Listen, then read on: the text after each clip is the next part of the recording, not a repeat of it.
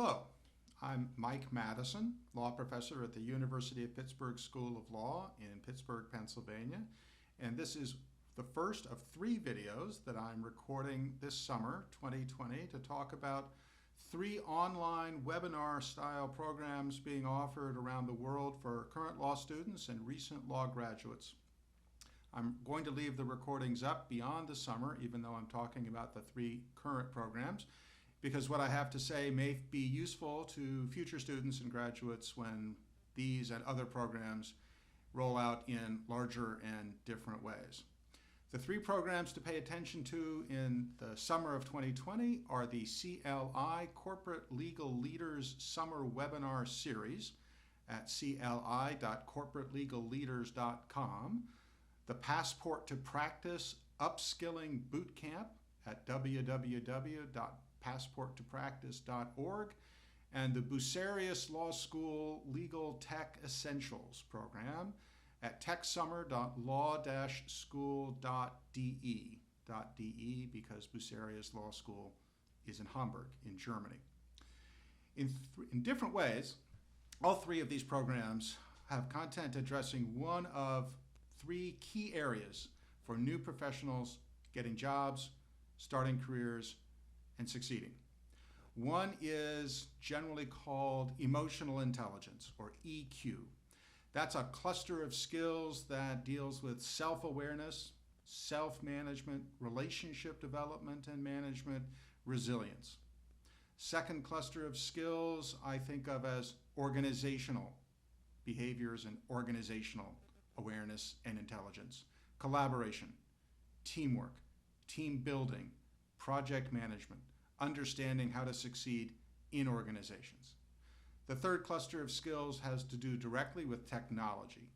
This comes with artificial intelligence, legal analytics, and legal operations, all things that will touch the lives of all lawyers going forward, no matter what substantive area of practice they're engaged in. No matter where your professional path starts, no matter where it heads, knowing something about each of these 3 clusters of competencies is going to be critical to getting successfully out the door of your law school, getting onto the launch pad of your career, finding your trajectory, and finding your orbit. It's how you're going to succeed for yourself, your colleagues, your clients, and your communities. Now, none of these 3 programs will give you more than an introduction and a basic overview to any of these things. So really, these are starting points for continuing education through the rest of law school and ideally throughout the rest of your career. But any of these 3 programs in the summer will give you an important boost. All of them are talking to law students and recent law graduates directly about things that few law schools are dealing with directly, most law schools aren't dealing with at all. And they come at the right price. They're all free. Now, I'm a big believer in context, so as a way of inviting you to click over and look around each of these programs, maybe to watch 1 or 2 more videos to come from me, here's a bit more about the content, about the programs, and why they matter. First, over the last 15 years or so, law professors, lawyers, and others have become increasingly concerned about ways in which legal education falls short, and increasingly concerned about how to document that with data. So let me briefly talk about 2 surveys of practicing lawyers, large scale, that give us some good insight into what matters and why these programs help. One of those surveys was conducted by 2 researchers at the University of California at Berkeley and published in 2011. It was called Predicting Lawyer Effectiveness. It identified 8 clusters of competencies that experienced lawyers regard as especially important to professional success. Some of those, such as analytic skills and research skills, are things that law schools have traditionally focused on. Others, such as relationship skills, collaboration skills, and planning and project management skills, are things that law schools have traditionally ignored. A more recent survey from the Institute for the Advancement of the American Legal System in Denver, published in 2017, was an even bigger survey, and it was even sharper regarding things that lawyers need and things that law schools generally don't do. That report called out emotional intelligence competencies, interpersonal competencies, resilience, and character explicitly as keys to securing jobs out of law school and to achieving professional success. The surveys are striking, and they're really important, even if they have some flaws, like all surveys do. Here's the key takeaway. The law schools generally aren't set up to teach the things that the profession has identified in the surveys as being especially important to professional success as a lawyer. Why not? Why don't law schools do these things? Because beginning around the mid-1990s, a grand education and training bargain for lawyers started to fall apart. That bargain had taken root in the early 20th century, and it really got anchored right after World War II, and it went something like this. Law schools will take smart people and teach them to think like lawyers. And law firms, which increasingly hired just about all lawyers coming out of law schools, will teach them to become lawyers in fact. Schools didn't need to worry too much about the skills.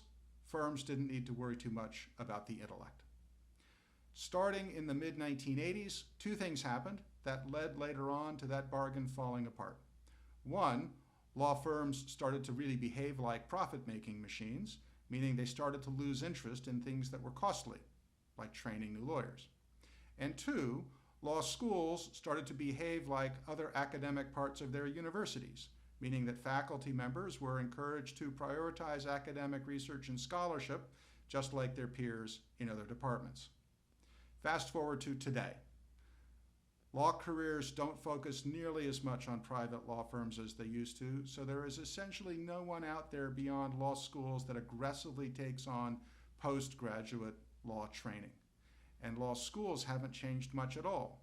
The parts of law schools that focus on experience, especially clinics, simply can't carry the load of doing all the training work that got left behind. This is an all-hands problem, but only some hands have been on deck.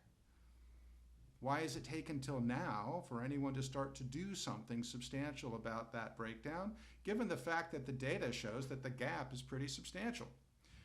Right now, this summer, in fact, we're seeing the convergence of three things. One, the coronavirus pandemic, which has the potential to help schools and universities move ahead with large-scale rewiring of their programs and degrees in ways that they've been toying with for a long time. The pandemic has just given them a big kick in the pants. A lot of deans, a few professors, and others have looked at the pandemic and said, how can we do something really new and really substantial that will really help our students and graduates? Two, a bigger, broader, slower growing movement among deans of full professors and even a few law schools around the world have been saying as loudly as they could, we need to fix this. We need to do better. They've joined a handful of law firms, corporate law departments, legal tech companies, access to justice advocates, even some bar regulators, to form a pretty broad alliance. And these summer programs are riding that wave. Three is something called the American Bar Association Commission on the Future of Legal Education, which is a mouthful, and which isn't actually the American Bar Association itself. But the ABA chartered the commission to gather a bunch of rule breakers and thought leaders about 3 years ago, and in March of this year, just 3 months ago, the commission issued a report, and it's pretty blunt, and it calls for radical experimentation and innovation in legal education in the name of our students and the profession and our clients and communities. I know a lot of the people involved in the planning and producing these 3 summer programs, and I know that a lot of the energy and impetus behind them can be traced to at least one, if not all 3, of those sources. Why is this important? Because these summer programs in 2020 aren't one-offs that don't have staying power. The programs themselves will change, they'll get refined over time, but I expect that they and things like them will carry on and even grow in power and influence and importance to the profession, to law schools, and to new lawyers. Even now, these programs look to me like they're fueling stations for your career, building booster rockets for you that will help you get launched and stay in orbit.